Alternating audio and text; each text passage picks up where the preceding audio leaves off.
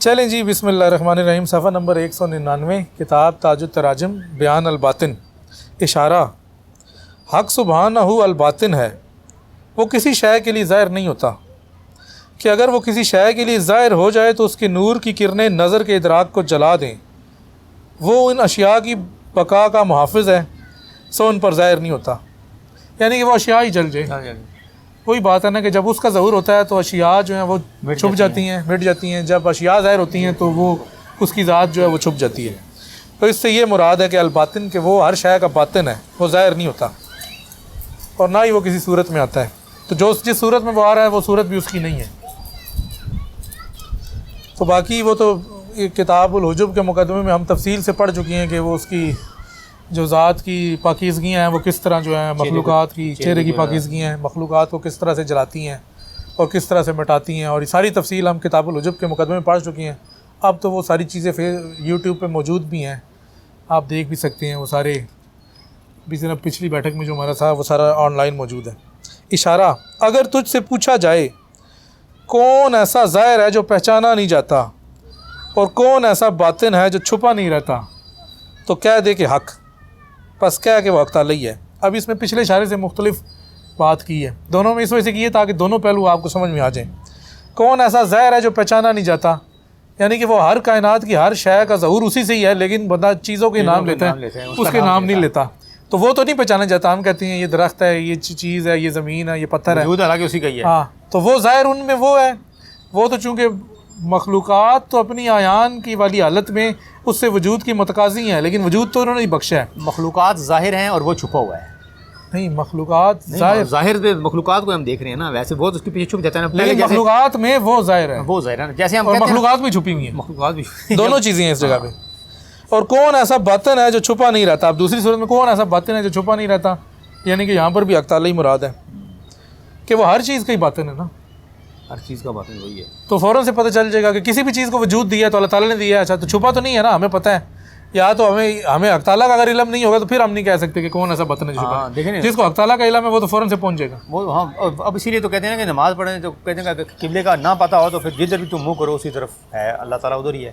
تو پھر ظاہر سی بات ہے وہ وجود سارا اسی کا ہی ہے، تو وہ ہر چیز کے اسی کا ہی وجود ہے، اس لیے پھر جدھر مرضی منہ کے نماز پڑھو تو تمہاری نماز۔ تو یہ اس میں جو نہیں شیخ نے جو بات کی ہے وہ دونوں سینس میں کی ہے۔ اوپر والے اشارے سے بھی اس کا تعلق ہے، ذاتی طور پہ یا صفاتی طور پہ آپ کنسیڈر کر رہے ہیں؟ وجودی طور پہ، ذات تو نہیں نا، وجود کے طور پہ وجودی طور پہ لوگ یہ مکس کرتے ہیں، پتہ ہے مجھے، میں ویسے ہم تو وجود کے والے سے بات کرتے ہیں، شیخ نے وجود کے والے سے کی ہے۔ ذات کے والے سے تو مخلوقات کا ظہور نہیں ہے، مخلوقات کا ظہور اس کے اسماء سے ہے، اسماء کا تعلق اس کی صفات سے ہے، ابھی جو پہلے یا اس کے مراتب سے ہے۔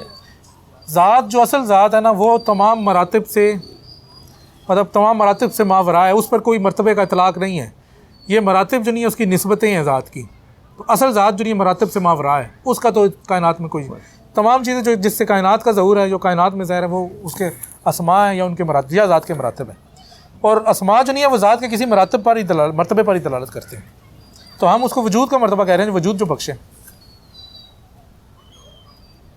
لطیفہ: حق کے اس عالم میں دو ظہور ہیں جن سے وہ فنا بھی کرتا ہے اور باقی بھی رکھتا ہے، پس عالم فنا اور بقا کے درمیان ہے۔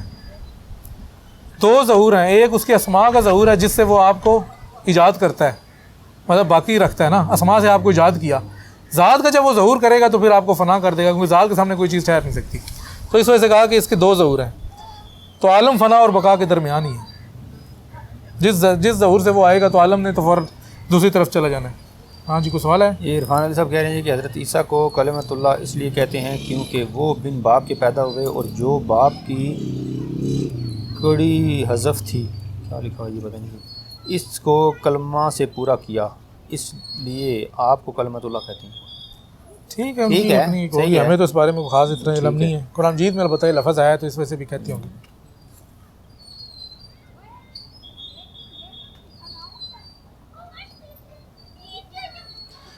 لطیفہ: یہ بھی واضح ہو گیا نا، حق کے اس عالم میں دو ظہور ہیں۔ لطیفہ: یہ عالم اپنی ذات میں ایک سا ہے کہ اسے بقا حاصل ہے۔ یہ دیکھو کتنا زبردست جملہ ہے، یہ عالم یعنی پوری کائنات اپنی ذات میں ایک سی ہے کہ اسے بقا حاصل ہے، کائنات کو بقا حاصل ہے۔ فنا تو عالم کی صورتوں اور اشکال میں ہے، یعنی کہ اپنی حقیقت پر تو یہ عالم کا سارا باقی ہے، اس نے تو فنا نہیں، نسابت نے تو فنا نہیں ہونا، اس کی حقیقت نے تو نہیں مٹنا، عدم کی حالت میں وہ چیز باقی ہے، ازل سے ہے اور اب تک باقی رہے گی، صرف اس کی جو شکلیں ہیں مختلف، ایک شکل میں آیا پھر فنا ہو گیا، یہ تو نہیں ہے، فنا اس کی اشکال کو اور اس کی صورتوں کو ہے، تو ہمیں تو چونکہ صورتیں ظاہر میں نظر آ رہی ہیں نا، تو اس وجہ سے صورتیں فنا ہو جاتی ہیں، اس کے پیچھے حقیقت باقی رہتی ہے۔ سید خان صاحب کہہ رہے ہیں جی کہ شیخ کون سے نبی کے قدم پر تھے؟ کیا سارے مقام فرد والے حضور اکرم صلی اللہ علیہ وسلم کے قدم پر ہوتے ہیں؟ کیسے پتہ چلے گا کہ کون سا ولی کس مقام پر کس کے قدم پر ہے؟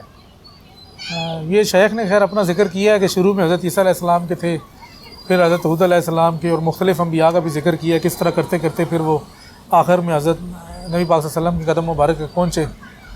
تو یہ آپ تفسیر فتوحات میں باقی کتابوں میں شیخ کی پڑھ سکتے ہیں، اور جس طرح باقی کیا تھا آگے،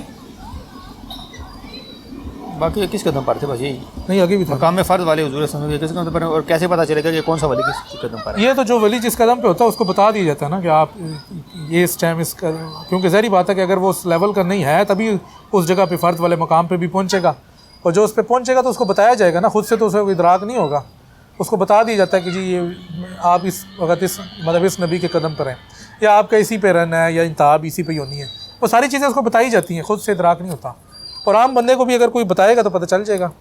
ویسے کچھ نشانیاں بھی ہوں گی لیکن اس کا ادراک اتنا آسان نہیں ہے۔ اچھا، یہ والا لطیفہ تو واضح ہو گیا تھا کہ تمام عالم کو بقا حاصل ہے، اپنی حقیقت میں عالم جو نہیں ہے وہ باقی ہے، صرف یہ جو صورتیں ہیں اس کی یہ زائل ہوتی ہیں یا یہ بنتی اور مٹتی ہیں۔ اگلا جناب ہے لطیفہ، کسی شخص کے لیے اللہ کی معرفت اس وقت تک درست نہیں جب تک کہ وہ اس سے متعارف نہ ہو اور اس کے ظہور سے اسے نہ پہچانے، اسے دل سے یقین کے نور اور یقین کی آنکھ سے نہ دیکھے۔ عین الیقین اور علم الیقین میرے خیال میں ہوگا نا، نہیں یہ کچھ اور ہے، عین الیقین بنور الیقین۔ آپ علیہ السلام نے اللہ سے روایت کرتے ہوئے فرمایا، نہ میں اپنی زمین میں سما سکا نہ اپنے آسمان میں، جب کہ میں اپنے بندے کے قلب میں سما گیا۔ یہ بھی باطن سے ریلیٹڈ ہی ہے۔ تو شیخ یہی کہہ رہے ہیں کہ اللہ تعالیٰ کی حقیقی معرفت اس وقت تک ہی آپ کو نصیب ہو سکتی ہے جب کہ آپ کے قلب کی وہ باطنی کھڑکی کھلے گی اور اس کے ذریعے آپ کو کچھ نہ کچھ ہدایت ملے گا۔ اگر آپ صرف یہ حواس سے ہی کر رہے ہیں تو یہ ایک لمیٹڈ معرفت ہے، اس سے اعلیٰ درجے کی معرفت موجود ہے۔ حواس سے آگے گزریں گے، ہاں مطلب یہ حواس سے، حواس کی معرفت ایک لمیٹڈ ہے، وہ پھر حواس کی معرفت تک سے آگے والی جو معرفت ہے وہ اس کی بات ہو رہی ہے، وہ قلبی کشفی معرفت قلبی ہے۔ کشف۔ ہاں جی، تو وہ نور کے یقین کے نور سے اور یقین کی آنکھ سے ہی ہے، وہی ہے مطلب جس نے کشف سے، دل سے، جو بھی اس کے آپ کہہ رہے ہیں، وجدان سے، القاء سے، الہام سے، دیکھ کے، رویت سے، دیدار سے، جو بھی آپ لفظ کریں، اس میں بھی اگلے پھر سٹیجز ہیں، پھر کشف کی بھی مختلف سٹیجز ہیں، مختلف، تو وہ اس کے پاس مراتب معرفت ہیں۔ اصلی ہے، باقی بندے کے پاس جو نہیں ہے وہ معرفت اصلی نہیں ہے۔ تو یہ بھی انشاءاللہ کہہ رہا ہوں، یہ بھی ختم ہو گیا جناب بیان الباطن۔ یہ تھا تو بالکل واضح ہی، لیکن اگر کسی بندے کا سوال ہے تو کر سکتا ہے۔ ابھی ہم اس میں وقفہ کریں گے اور اس کے بعد بس آپ ادھر ہی ہم اختتام کر رہے ہیں، سوال کا بس جواب دیں گے اور اس کے بعد انشاءاللہ جو بیٹھک ہے اس کو بھی اختتام کریں گے۔ تو کسی بندے کا سوال ہے تو وہ کر لیں، تو 2 منٹ کا وقفہ نہیں ہے، بس سوال ہی ہے۔ ولید خان صاحب کہہ رہے ہیں جی ظاہر بھی وہی اور باطن بھی وہی، اور پھر آگے ولید خان صاحب نے کہا ہے جی کہ یعنی فنا صورتوں کو ہے، عالم کو نہیں۔ ہاں، فنا صورتوں کو، عالم ٹھیک، صورت ایجاد ہوئی تھی نا، عالم تو پہلے سے ہی تھا۔ عالم سے مراد پوری کائنات ہے، نہیں وہ ہاتھ سے مراد ہاتھ نہیں ہے نا، وہ تو اس کا قبضہ قدرت مراد ہے نا، یہ تو نہیں ہے کہ لٹل ہاتھ ہوگا، اسے ویسے بھی اس کے قبضے قدرت میں ہی ہر چیز ہے نا ابھی بھی، وہ صرف یہ بتانے کی طرف اشارہ ہے کہ اس دن کہا جائے گا کہ جی آج کون ہے آج متکبر، یا آج کون بادشاہ ہے، آج کس کی بادشاہت ہے، لمن الملک اليوم، کو اس طرح کی آیت ہے، پتہ نہیں آگے پیچھے ہو رہی ہے کہ آج بادشاہ، تو صرف دکھانے کی غرض سے کہ اس ٹائم تو کوئی بادشاہ نہیں بول سکے، کوئی مخلوق نہیں بول سکے گی، تو سارے خاموش ہو جائیں گے، قیامت کا جو منظر ہے، تو وہ صرف اس کی طرف اشارہ ہے، ورنہ تو ابھی بھی ساری چیزیں اسی کی ہاتھ میں، ہاتھ سے مراد لٹرل ہاتھ نہیں ہے، قدرت میں ہے، اس کے قبضے قدرت میں ہی ہے نا، اور وہ بھی تو صورتیں ہی ہیں نا جس کی آپ بات کر رہے ہیں، وہ بھی تو صورت ہی ہے نا، تو ہم تو صورت سے پہلے کی بات کر رہے ہیں نا کہ وہ اپنی حقیقت میں بقا ہے اس چیز کو، وہ عدم والی حالت ہے، عدم میں تو پھر اسی طرح ہی ہے۔